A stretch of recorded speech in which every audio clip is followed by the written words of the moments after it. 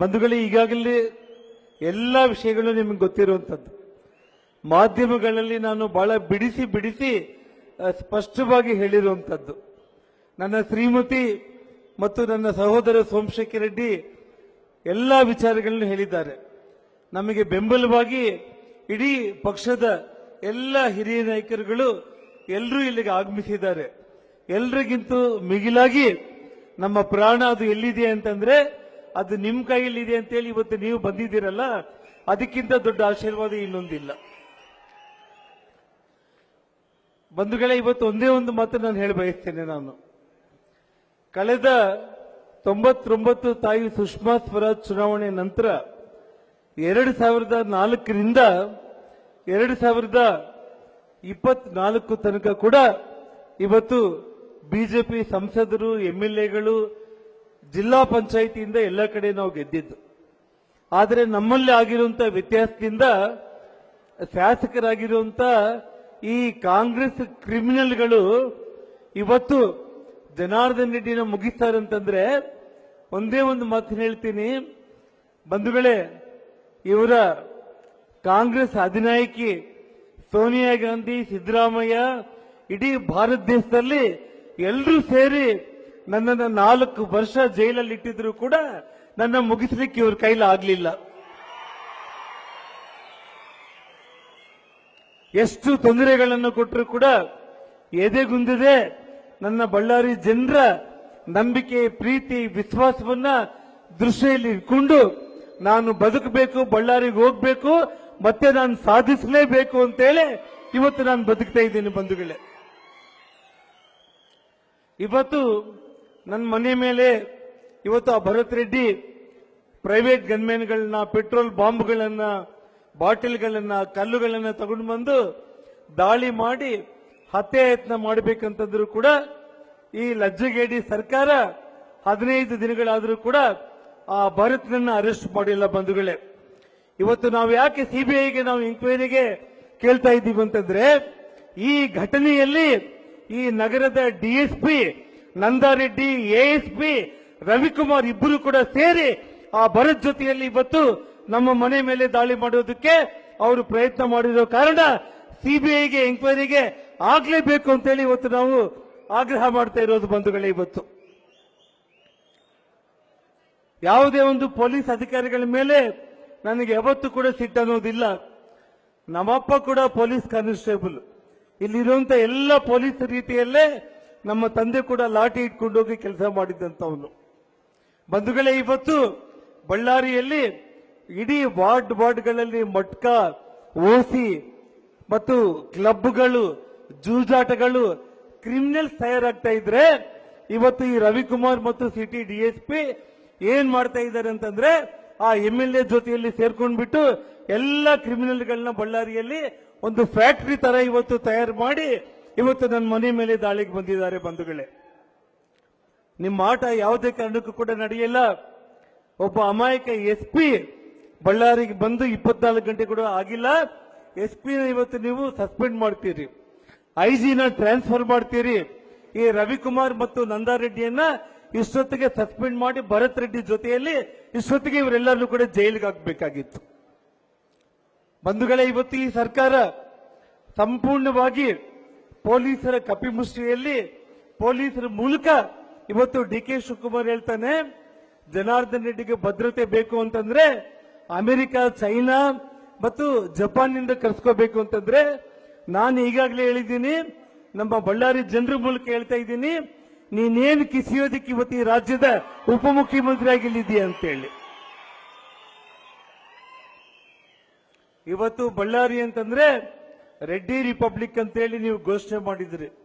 ಬಂಧುಗಳೇ, ಇವತ್ತು ಮಾಧ್ಯಮ ಸ್ನೇಹಿತರ ಮೂಲಕ ನಾನು ಒಂದೇ ಒಂದು ಮಾತನ್ನು ಹೇಳಬೇಕಾಗುತ್ತೆ. ಇವತ್ತು ಇಡೀ ಕರ್ನಾಟಕ ಕಾಂಗ್ರೆಸ್ ರಿಪಬ್ಲಿಕ್ ಆಗಿ ಇಡೀ ಕರ್ನಾಟಕದಲ್ಲಿ ಇವರ ದೌರ್ಜನ್ಯ, ಅನ್ಯಾಯಗಳು ಇವತ್ತೇನು ನಡೀತಾ ಇದೆ. ನಾನು ಈ ಸಂದರ್ಭದಲ್ಲಿ ರಾಜ್ಯಾಧ್ಯಕ್ಷರಾದ ಸನ್ಮಾನ್ಯ ವಿಜೇಂದ್ರ ಅವರಿಗೆ, ಮಾಜಿ ಮುಖ್ಯಮಂತ್ರಿಗಳಾದ ಬೊಮ್ಮಾಯಿ ಅವರಿಗೆ ಮತ್ತು ಅಶೋಕ್ ಅಣ್ಣನ್ ಅವರಿಗೆ ಎಲ್ರಿಗೂ ಕೂಡ ಇವತ್ತೊಂದು ಮಾತನ್ನು ಹೇಳ್ತಾ ಇದ್ದೀನಿ. ಮೊನ್ನೆ ಆಗಿರೋ ಘಟನೆಯಲ್ಲಿ ನನ್ನ ಪ್ರಾಣ ಹೋಗಿದ್ರೆ ಇವತ್ತು ನಾನು ಈ ವೇದಿಕೆ ಮೇಲೆ ನಿಮ್ಮ ಮುಂದೆ ನಿಂತ್ಕೊಳ್ಳೋದಕ್ಕೆ ಆಗ್ತಾ ಇದ್ದಿಲ್ಲ. ಆದರೆ ಬಂಧುಗಳೇ, ಇವತ್ತು ನಾನು ಬದುಕಿದ್ದೀನಿ. ಇವತ್ತು ಇಡೀ ಕಾಂಗ್ರೆಸ್ ಪಕ್ಷವನ್ನ ಇಡೀ ಉತ್ತರ ಕರ್ನಾಟಕದಲ್ಲಿ, ಕಲ್ಯಾಣ ಕರ್ನಾಟಕದಲ್ಲಿ ರಾತ್ರಿ ಹಗಲು ಹಳ್ಳಿ ಹಳ್ಳಿಗೆ ಹೋಗಿ ಕಾಂಗ್ರೆಸ್ ಪಕ್ಷವನ್ನ ಬುನಾದಿ ಸಮೇತ ನಿಮ್ಮ ಬುನಾದಿ ಸಮೇತ ಕಿತ್ತಾಕಿ ಬರೋ ದಿನಗಳಲ್ಲಿ ಭಾರತೀಯ ಜನತಾ ಪಕ್ಷ 150ಕ್ಕೂ ಹೆಚ್ಚು ಸೀಟ್ಗಳನ್ನು ಗೆಲ್ಲೋದ್ರ ಮೂಲಕ ಬರೋ ದಿನಗಳಲ್ಲಿ ಯಾವತ್ತಿಗೂ ಕೂಡ ಈ ಕರ್ನಾಟಕ ರಾಜ್ಯದಲ್ಲಿ ಕಾಂಗ್ರೆಸ್ ಅನ್ನುವಂತ ಮಾತೆ ಜನರು ಮರಿಬೇಕು. ಆ ಮಟ್ಟಕ್ಕೆ ಇವತ್ತು ನಾವು ಹೋರಾಟ ಮಾಡಿ ಬರೋ ದಿನಗಳಲ್ಲಿ ಪಕ್ಷ ಅಧಿಕಾರಕ್ಕೆ ಬರುತ್ತೆ. ಈಗಲಾದ್ರೂ ಕೂಡ ನಾನು ಹೇಳ್ತಾ ಇದ್ದೀನಿ, ಈ ಸರ್ಕಾರಕ್ಕೆ ತಕ್ಷಣ ಬಳ್ಳಾರಿಯಿಂದ ಈ ರವಿಕುಮಾರ್ ಎಎಸ್ಪಿಯನ್ನ, ನಂದಾರೆಡ್ಡಿಯನ್ನ ಸಸ್ಪೆಂಡ್ ಮಾಡಿ ಈ ಬಳ್ಳಾರಿಯಿಂದ ಹೊರಗಡೆ ಹಾಕಿ. ಆವಾಗ ಮಾತ್ರ ಇವತ್ತು ಬಳ್ಳಾರಿಯಲ್ಲಿ ಶಾಂತಿ ಇರುತ್ತೆ. ನಂತರ ಇವತ್ತೇನ್ ತಾವು ಸಿಐಡಿಗೆ ಇವತ್ತು ನೀವು ವಹಿಸಿದ್ದೀರಾ, ನಿಮ್ಮ ಪೊಲೀಸರೇ, ನಿಮ್ಮಿಂದ ನ್ಯಾಯ ಸಿಗೋ ಪ್ರಶ್ನೆನೇ ಇಲ್ಲ. 3 ಗನ್ಮ್ಯಾನ್ಗಳನ್ನು ಬಂಧನ ಮಾಡ್ತೀರಿ. ಆ 3 ಬಂಧನ ಮಾಡಿರುವಂತ ಪ್ರೈವೇಟ್ ಗನ್ಮ್ಯಾನ್ಗಳು ಯಾರು ಮನುಷ್ಯರು? ಇವತ್ತು ಅವನು ಭರತ್ ರೆಡ್ಡಿ ರಾತ್ರಿ 9 ಗಂಟೆಗೆ ನನ್ನ ಮನೆಗೆ ಬಂದು ಪೊಲೀಸ್ ಎಸ್ಕಾಟ್ ಅಲ್ಲಿ ನನ್ನ ಮನೆ ಮೇಲೆ ಗುಂಡುಗಳನ್ನು ಹಾರಿಸಿ ಪೆಟ್ರೋಲ್ ಬಾಂಬ್ಗಳನ್ನು ಹಾಕ್ತಾ ಇದ್ರೆ, ಪೊಲೀಸರ ಕಣ್ಮುಂದೆನೆ ನಡೀತಾ ಇದ್ರೆ, ಇವತ್ತಿನವರೆಗೂ ಕೂಡ ಆ ಒಬ್ಬ ಅಮಾಯಕ ರಾಜಶೇಖರ್ ಆ ಪೊಲೀಸರ ಲಾಠಿ ಚಾರ್ಜ್ಗೆ ಅವನು ಬೆನ್ನು ತೋರಿಸಿ ಓಡೋಗ್ತಾ ಇದ್ರೆ, ಬೆನ್ ಹಿಂದೆ ಅವನ್ನ ಪಾಯಿಂಟ್ ಬ್ಲಾಂಕ್ ಅಲ್ಲಿ ಶೂಟ್ ಮಾಡಿ ಆ ಒಬ್ಬ ಅಮಾಯಕನ್ನ ಸಾಯಿಸಿದ್ರಲ್ಲ. ಇವತ್ತು ಆ ಮನೆಗೆ ಹೋದ್ರೆ ಆ ತಾಯಿ ಕಣ್ಣೀರು ನೋಡ್ತಾ ಇದ್ರೆ, ನಮಗೂ ಆ ವಯಸ್ಸಿನ ಮಕ್ಕಳಿದ್ದಾರೆ. ನಿಮ್ಮ ಕಾರ್ಯಕರ್ತರು ನಿಮ್ಮನ್ನ ನಂಬಿಕೊಂಡು ಬಂದಿರುವಂತವ್ರನ್ನೇ ಕೊಲೆ ಮಾಡಿ ಇವತ್ತು ಸಿಂಪತಿಗೆ ಇಡಿಸ್ಕೊಳ್ಳೋ ಪ್ರಯತ್ನ ಮಾಡಿದ್ದೀರಾ. ನೀವು ರಾಕ್ಷಸತ್ವ ಮೆರೆದಿದ್ದೀರಿ. ಆ 3 ಗನ್ಮ್ಯಾನ್ಗಳು ಯಾರು ಅಂತಂದ್ರೆ, ಭರತ್ ರೆಡ್ಡಿ ಸಮಕ್ಷಮದಲ್ಲೇ, ಭರತ್ ರೆಡ್ಡಿಗೆ 5-10 ಅಡಿ ದೂರದಲ್ಲೇ ಆ ಗನ್ಮ್ಯಾನ್ಗಳು ಆ ರಾಜಶೇಖರ್ನ ಕೊಲೆ ಮಾಡಿದ್ದಾರೆ. ಆ ಗನ್ಮ್ಯಾನ್ಗಳ ಮಾಲೀಕ ಯಾರು ಅಂತಂದ್ರೆ ಭರತ್ ರೆಡ್ಡಿ. ಅವನ್ನ ತಕ್ಷಣ ಬಂಧನ ಮಾಡಬೇಕಾಗಿತ್ತು, ಬಂಧನ ಮಾಡಿಲ್ಲ. ಇವತ್ತು ಭರತ್ ರೆಡ್ಡಿಯನ್ನ ಬಂಧನ ಮಾಡಬೇಕು, ಸಿಬಿಐ ಎಂಕ್ವೈರಿ ಕೊಡಬೇಕು. ಇವತ್ತು ಈಗಾಗಲೇ ಸನ್ಮಾನ್ಯ ವಿಜೇಂದ್ರ ಅವರು ಒಂದು ಮಾತನ್ನು ಹೇಳಿದ್ರು, ಮಾಧ್ಯಮ ಸ್ನೇಹಿತರು ಕೆಲವೊಂದು ಗೊಂದಲಗಳನ್ನ ಮಾಡೋದಕ್ಕೆ ಹೊರಟಿದ್ರು ಕೂಡ ಇವತ್ತು ನಾನು ಒಂದೇ ಮಾತನ್ನು ಹೇಳಿದೆ. ಇವತ್ತು ನಮ್ಮ ಹೋರಾಟ ಅನ್ನೋದು ಮೊದಲ ಹಂತದ ಈ ಹೋರಾಟ ಪ್ರತಿಭಟನಾ ರ್ಯಾಲಿ. ಇದಾದ ನಂತರ 19-20 ನಮ್ಮ ఢిల్లీ ರಾಷ್ಟ್ರೀಯ ಅಧ್ಯಕ್ಷರ ಆಯ್ಕೆ ಆದ್ಮೇಲೆ ಇಡೀ ನಮ್ಮ ಹಿರಿಯ ನಾಯಕರು ಕೂಡ ಎಲ್ಲರೂ ಸೇರಿ ಮುಂದಿನ ಹೋರಾಟ ಈ ರಾಜ್ಯ ಸರ್ಕಾರ ಸಿಬಿಐಗೆ ವಹಿಸಿದ್ರೆ ಸಂತೋಷ, ನೀವು ವಹಿಸಲಿಲ್ಲ ಅಂತಂದ್ರೆ ಅವತ್ತು ಮುಂದಿನ ಪಾದಯಾತ್ರೆ ಬಗ್ಗೆ ವರಿಷ್ಠರ ಜೊತೆ ತೀರ್ಮಾನ ಮಾಡ್ತೀವಿ ಅಂತೇಳಿ ಅವರು ಈಗಾಗಲೇ ಹೇಳಿರುವಂತದ್ದನ್ನ ದಯಮಾಡಿ ಯಾವುದೇ ಒಂದು ರೀತಿಯಲ್ಲಿ ಇಡೀ ನಾವೆಲ್ಲರೂ ಕೂಡ ಒಂದು ಅಣ್ಣ ತಮ್ಮಂದರಾಗಿ ಒಂದು ಕುಟುಂಬವಾಗಿ ಭಾರತೀಯ ಜನತಾ ಪಕ್ಷದ ಪ್ರತಿಯೊಬ್ಬ ಕಾರ್ಯಕರ್ತರಿಗೆ ಬೆನ್ನೆಲುಬಾಗಿ ನಿಂತ್ಕೊಳ್ಳೋದಕ್ಕೆ ಇವತ್ತು ಇಡೀ ಪಕ್ಷ ಇದೆ ಅನ್ನೋ ಮಾತನ್ನು ಹೇಳ್ತಾ, ತಕ್ಷಣ ಒಂದೇ ಒಂದು ಆ ಭರತ್ ರೆಡ್ಡಿನ ಬರುವಂತ 24 ಗಂಟೆಯಲ್ಲಿ ಅರೆಸ್ಟ್ ಮಾಡಿದ್ರೆ, ಸಿದ್ದರಾಮಯ್ಯ ಅವರೇ ನೀವು ನಾಳೆ ನಾಡಿದ್ದು ಯಾವ ಕ್ಷಣದಲ್ಲಿ ನಿಮ್ಮ ಸೀಟನ್ನ DK ಶಿವಕುಮಾರ್ ಕಿತ್ಕೊಂಡು ನಿಮ್ಮನ್ನ ಕುರ್ಚಿಯಿಂದ ಕೆಳಗೆ ಬಿಸಾಕೋದು ಗ್ಯಾರಂಟಿ. ಅದರಲ್ಲಿ ಏನು ಅನುಮಾನನೇ ಇಲ್ಲ. ನೀವು ಮನೆಗೆ ಹೋಗೋದು ಗ್ಯಾರಂಟಿ.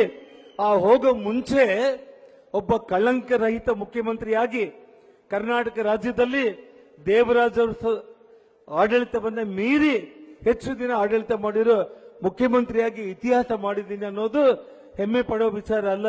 ಸಿದ್ದರಾಮಯ್ಯನವರೇ, ನೀವು ಕೊನೆ ಗಳಿಗೆಯಲ್ಲಿ ಇವತ್ತು ನೀವೇನು ಮನೆಗೆ ಹೋಗ್ತಾ ಇದ್ದೀರಲ್ಲ, ಭರತ್ ರೆಡ್ಡಿಯನ್ನ ಅರೆಸ್ಟ್ ಮಾಡಿ ಇಡೀ ಕರ್ನಾಟಕ ರಾಜ್ಯಕ್ಕೆ ಒಬ್ಬ ನಿಷ್ಪಕ್ಷಪಾತ ಮುಖ್ಯಮಂತ್ರಿ ಅಂತೇಳಿ ತೋರಿಸ್ಕೊಂಡು ನೀವು ಮನೆಗೆ ಹೋಗ್ಬೇಕು ಅಂತೇಳಿ ಆಗ್ರಹವನ್ನ ಮಾಡಿ ಈ ನನ್ನ ಮಾತುಗಳನ್ನ ನಾನು ಮುಕ್ತಾಯ ಮಾಡ್ತಾ ಇದ್ದೇನೆ.